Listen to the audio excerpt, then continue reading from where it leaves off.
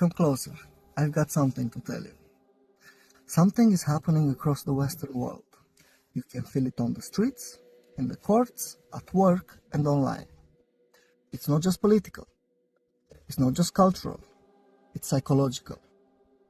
A silent shift is underway, and it has a name. The inversion matrix. 5 sections. Section 1. The reversal begins. In this new system, the native becomes the intruder, the majority becomes the villain, and the truth becomes hate speech. The very people whose ancestors built these nations, who raised the families, tilled the land, and paid taxes, now find themselves apologizing for simply existing. How did this happen? Section 2. Psychological engineering and guilt programming. It began with psychological engineering.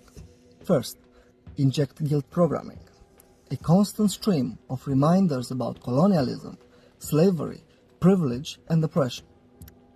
Then, flood the language with weaponized labels: racist, transphobe, Islamophobe, far-right, each designed to shut down conversation, to train you, to self-censor, and to submit.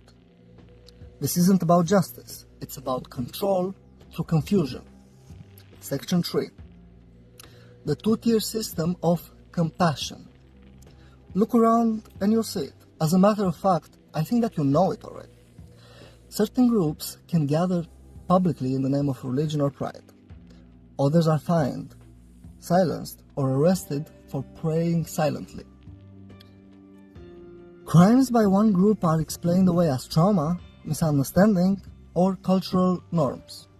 Same crime committed by someone else, instant outrage, national headlines, and cancellation. We've moved from equal rights to engineered imbalance, from justice for all to justice selectively applied. Section 4. Institutional capture. Every major institution in the Western world has been taken over by the same ideological virus. Schools no longer teach pride in culture, but shame in history. Police now investigate feelings, not felonies.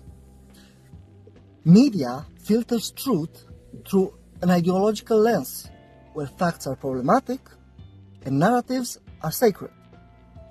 Even churches and temples now bow down to slogans instead of scripture. This is called institutional capture, and it's not accidental. Section 5 is the long game.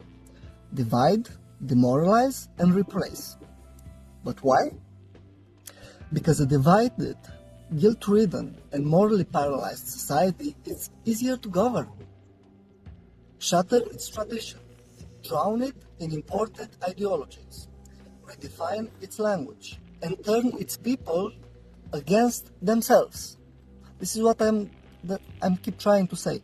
These are the true cracks through the matrix. The end goal? Not justice, not harmony, but a population too confused to resist and too fragmented to unite. But let's be clear.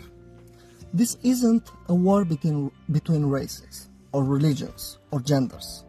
It's a war between truth and programming. Between those who remember who they are and those who've been rethought to forget. You don't need to hate anyone, but you do need to see.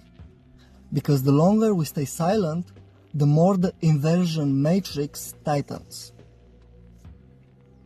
Until what was once solid, identity, family, faith, law, becomes liquid, then meaningless, then gone. This isn't about hate, I repeat. This is about survival. And if you're still listening, it means the program didn't fully work on you. Not yet.